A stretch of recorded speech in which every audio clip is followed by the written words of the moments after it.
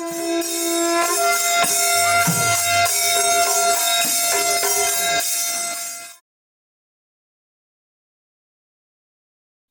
maya hojiksi tang kumangagi numidang wairamgi pung mari makai tasinjare hoji akhoi chingdong lekai da chacharubadagi lai harga nahan akhoina rupai bari chatpagi daida akhoi kaithen macha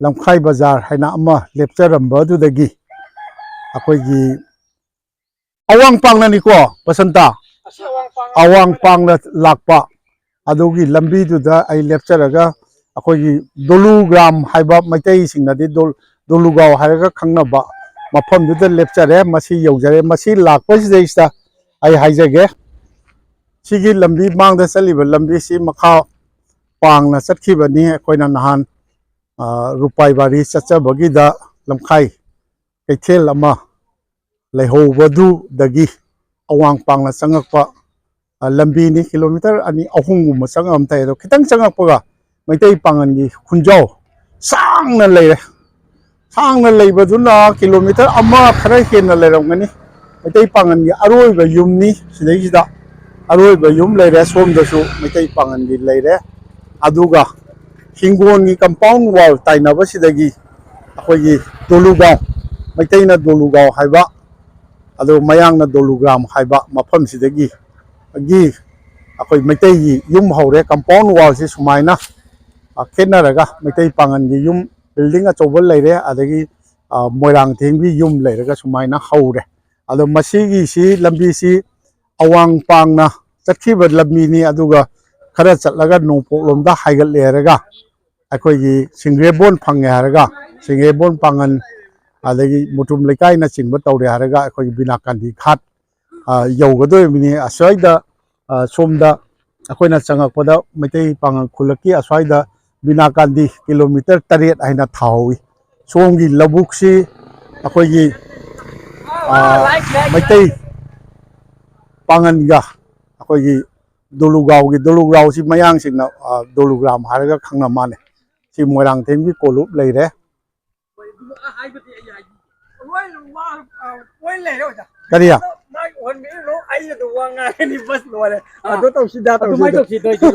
ibu sanaje masak utpi gano na hai kariyam yam ikai ba thibra nga ko khong la chakadamni khong gari thawbudi yaro yawbani dum hai daga dum chalase bacha adudi yaro wani kasulati da jala dolugaw se si ji maitai gi rasa du pangan no bata rai osomda mo pangan hungjil leiba somda adudi thoro wang mukta doriba soro wang ta doi masan aduga akoigi mitai pangan gi khulaksi somda thobal haraga khangnai yaye thobal haraga khangnai ba bachanda kano da hapal loma si nang ji phama ha ya ibungo sanani ma masak utpi no ye ma lakchai sigi je thank you mitai pangan khunjau si thobal haraga khangnaba ado mamangi do bamon thongan ni do sigi ja do bamon ni do sigi thongan che si thongan che bamon kayum no di mo chowdri mayum aja puja ga phajan tawribo moibo tang ga chingi braba chingi chahi gi chingi ba binakandi singrebon na abani na adum lambi ju adum phari haina loba yare ising di leabo noi swaija lei anawa lei maningda anuai ising chari ro haija hajik ti chaba yadre da kangna adudi nate ai haidi supply gi ising lakpra ba supply gi di lai noi khun gi keno leibro school leibro lei mamang da pasla school nam lei pasla du manipuri na tha manipuri LP chhatra tamibo ado ninge masala somdi adudi nongpok lomdi hangi ne yumsa hangi adu labuk ni to oja kurum jero oja ming kai ko bi oja ai hemango kayum no oja moirang dem ne khare yam bro saisa hoi dum dai khare budi dum oja ji che kya subira Fuga Manga. Marfu Manga. So then Taving the Kari Tobirapa. Akoy Doluga was there, Doluga Hyba or Matena. Mayana Dolugam Hyba. Ado Masi looks out really number. Kunja. Masagi to in like the Subam the Bamudi the Marangai. Masagi lay never yaw. It was an no Taving was a Gagi Taving to Camley. Akoy Kuncha. Come Panazami. Yameba. Panazam na layaba. Lambi to with the water, Silcher Sapasi, Bilakandi, or a Sally, like my toy. Akoy Sunay na Susali, the Nakandi room the Susali, a Degi Siko party key, Arapadi, Amhawa, Binakandi room, some money. Chamane. Mana Nina. Oh. Kundi Club Calibro. Kundi Club lay. Naron Zingia. Naron Zingi Sanabundi. Salabundi, a Wishigi delay. See, Lucky Put singing, Sonai singing. How did this Sunai Chakra? Hana Lucky Put the later. Pura my day can no from Zingi, Pura all Lena. Machet. Sonai will downing with a Lucky Pur, downing with a boy, a thousand lady. Yunka Amule. Jumlah ni pu mengamuk leh. Oh ni pu beri mengangkat ni apa? Macam ini lagi ada lagi bro. Macam ini kali lagi aja. Nanti bangun tu mana lagi? Hello. Macam ini nanti pu ni lah. Ini ngai kau ngata. Ibu sana. Nanti pu tu dia. Lai. Cium orang tim lo. Aduh ninggem macam ni. Oh ninggem ni apa? Sangka. Jai.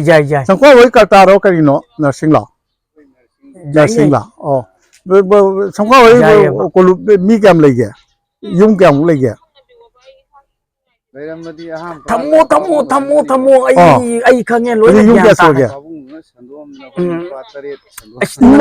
Loy na gyanta. Sangka di ming kari kau biba. Hoy. Oh. Sabay ingang di kari. Hoy. Do sakit dong kata bro. Tahu Oh ini malewa, uring lo gun gak cendon gak kucing. Aku Mongol ya jadi. Oh Mongol kali. Oh. Paling masang saya saja. Aise cum. Oh. YouTube ta cum. Macam kun saya kat cum. Masang. Oh.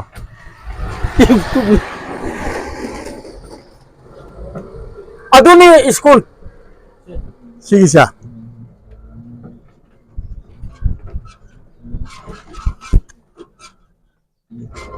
Kanino? 1486 number. Dolugram Manipuri LP. Dolugram Manipuri LP school hai bani ba. 19 Assam sarkar na di ya phada tawi jaw ni na. Chum mayam si dei ni ne mitai na. Keno taw khri ja. Manipuri medium gi school. Mapam khuding da taw ga thabak mapam taw pa sa. Sisu ninggem masalai ni. Sisu ninggem cha. Ninggem cha ni du. Sangko. Aku tungan ni tu. Noi isi nau tadi tadi sandore ini. Tadi sandore ini. Aduh mamang di tungan du su. Si dukan di hang bro. Si dukan se hangi. Hang lebi na badi. Lebi na ba leite. Lebi na. Dukan ki chana diri ba.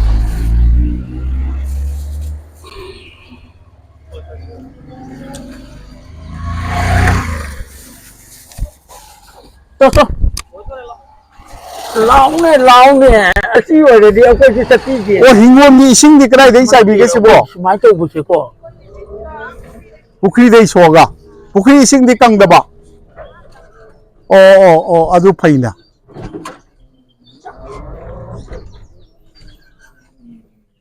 Si tungan je sapam ni. Sapam. Tadi kari sagai lagi bungusana matang hai rone murang ter le ore RK le re bamon le ho re sapam le re bamon le ho re do sapam ni ite ai di imphal gi ni chahi ke subirage kumudra ni thoi kari lam ningon no khunji gi sum icha jing yam nungai ne yai phan pan bi ba malida Wala isasing kay tabok toge. Company suri sa lupan daw. Oo. Mo ga lay de. Oo. Sapom ne ba. Oo. Impal khuraye dugini. Adu yumlon ji kaya no sana. Oh. Yumlon ama ani sida ahum ure. Ahum mari manga. Manga lay ba. Manga teruk. Taruk phau lay bro. O sumaina lerek masa sangaga. Surok ki nungsup thangbuda tare ko. Hoi. Nungsup thangbuda yumlon manga taruk lay ba. Nungpok lom dadi ama bau lay tre.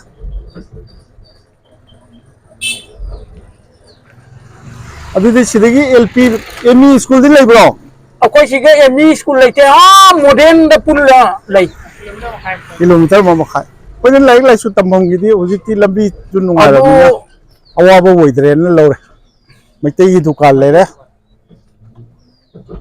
May tayi dukan ama su lay re. Sina kari.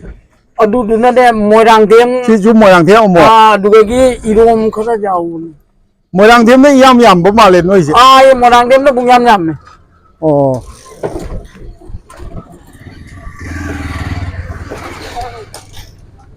Asi moi se. Haisnam. Haisnam. Adu tongan do haisnam ni. Oh. Noi voter ke amung lay re se yum nim pu sida. Du bot president or mani ada tolai do. Tari ure me ba. But president ba.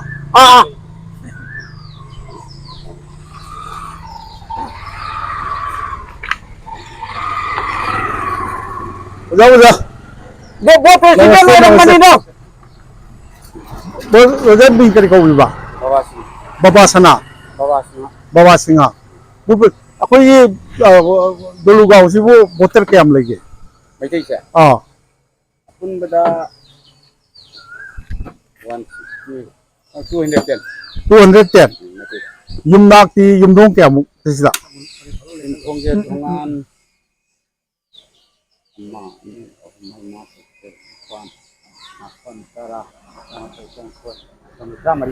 Mati di yum je sumaina yum 1 2 lady se. Yum ke amu yam ni lagi ba. Saya lera kamta. Lagi am ngi Aku ni ni sida. ni pu manga taruk taret. Aduh di nipu mga. Ni pu mo nga. Oh. Oja sum ai je kun sa ga sum wari otai sana ja ban. Oja di ming kari ko ba. Basna kayum no. Namram. Kari ngoyang dem le re. Sana le re. Sapom le ho re. Bamon le ho re. Bamon le ho re. Tong dulu mi bamon le re. Huisnam. Haisnam. Adagi atai Namram. Si namram le re. Si morang dem mamang ite. Moirang dem ja ade su le ho re. Morang dem na jam me. Moirang dem su le ba. Atai kari le ga. Sapom Sabun. Yurem ba su le ba. Le re yurem bam ti. O sina kanogi thoban gi. Si ko jumdang na ban ni. Pura yum tai na na koi gi kan pa mai thai pangan chinau sing. Kun yam chawina sidia. Asini puter su yam ni. Ini center 70. Kun gi hero ni kong. Mui dan nai nandra. Hero ga. Adu ga je. Mai thai gi sam chani tu ni na. Awai ne. 900 pun mana. Oh. Aduh ki son na. So 700. oh. Hotel jami sele je. Oh. Thabai ngang sarkar gi thabai ngang to budi kayam. Lay mayam le. Jami ne khoi sigi. Sanan nang na microphone yaw im khari hairo un nang na kham. Ai hai mi ja lay ba mayam lay ba. Kalau kai kari kun. Ai di impal gi ne. Oh. Sasi. Tachi. Asai demu. Lambi sumaina phak puji kyam kui rage. Lampi se phaba se. Tahi manga muk su re.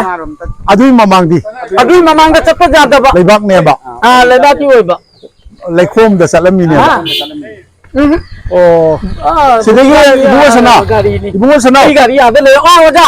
Na noi khundagi BA MA ga kyam thokra ge. BA MA se ja jam thokra. Thokra. College o jawo ba yaw bo. Jaw kore. Kadai da kana kari ko ba. Jiri ko don tala do oi ba. Adugagi upasar oi ba silong da. Madugi jami da ja ma se khan no ngam de da. Oh yam me ba. Jaman gre da.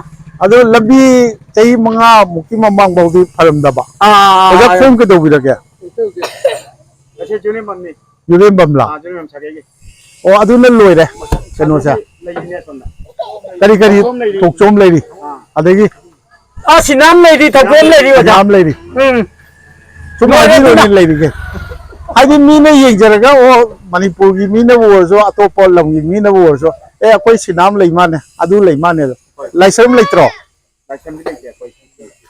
Laisam लेते ओ ओ फरे फरे मथंग मथंग औता चचगे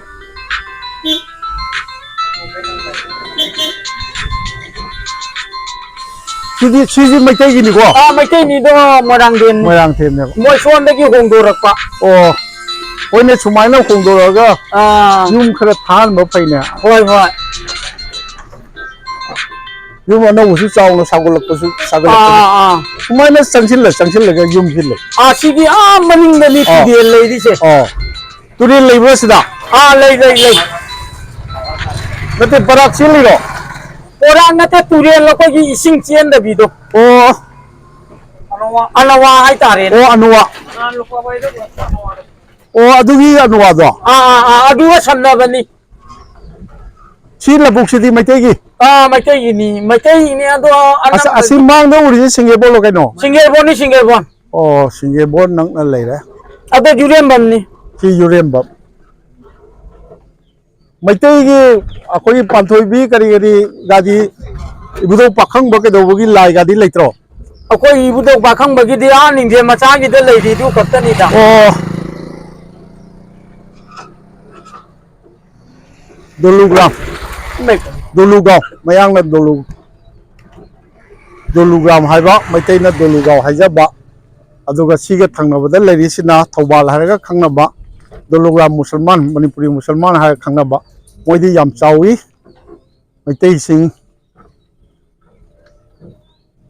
असिगे मांगी खोंनांगसिदा लोइदोरिब्रा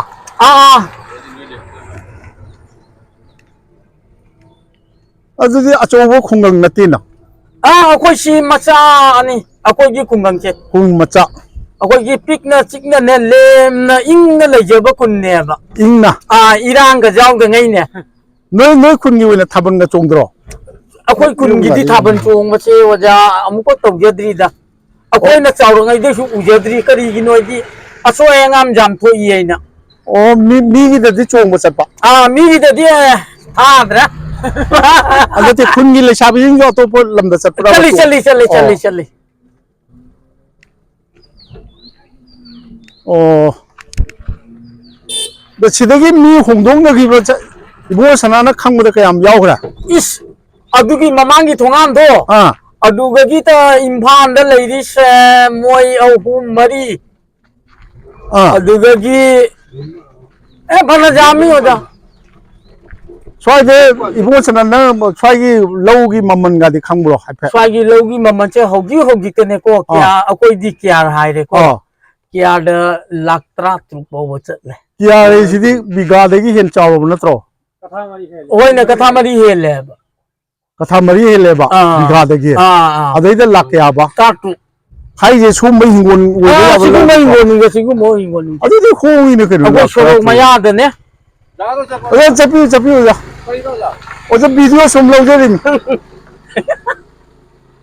ओ अदुदी खोंगी तांग बनतेना अदे हिंगोन दी कोइना दे स्वाइया हिंगोन बु माई बारी दे खरा कोनरी दु खतनी ओ लौ बनतना तै कारबार बिजनेस तौबा अंगांग सिंग नारोन सिंग थोलक्त्रिबो नारोन सिंग दि आया लोइना मपान द थोंनै लाइसु तमि लोइरे अखो सिगी आइबु ओ लबुक्सी लौ लोखरे लोइरे लबुक्सी लौ लोखरे लोइरे युम मनाक्ता लैता कसु सी युम सिदु हिंगोन लौ सिजु मैतैगी नत्रो मैतैगी घर जावी बांगनगी जु घर जेली लोइना तिलेसन बा हाय तारे तेनो पांगन दि आसोम द ताले होरे दुगा सीदेई द पांगन गिसु लौ यावे सि कमाय तोइनो जावी सिंगेर बोन बांगन लोंगी ओ सिंगेर बोलोंगी ओ दुलुगाव के आई मरु करामनी से पुलिस नि मा के अंत उल्लू ने माई मयुम चे कदाइनो से ओ पुलिस त करी आई मरुप नि से ममिंग वीर कुमार का वीर कुमार कयुम कराम मा कराम नि कराम वीर कुमार पुलिस त करी ओइनो हजी एकदम कोई गी नायक पे लईदा ओ अदोसु मयुम चाउ लौवे याम लेम दोंग माले ले मागी मयाम अमसु मणिपुर लम लौना लईग्रे ओ दोगावदगी मणिपुर होंगसे मणिपुर जाम होंगनेदा कोई थबक तौरगने मपान द लोइना चनागियबा हुजिकती बतमसिददी होंगरोइदा नावाई नोई चाही मंगाई ममांग लेखोम द सलमी जे बामो नि से आदा जे ममांगी जुमदो बामो नि नौना होंगकनी कदाई देगिया काजे होइनाइबो मासपरादगी होइनी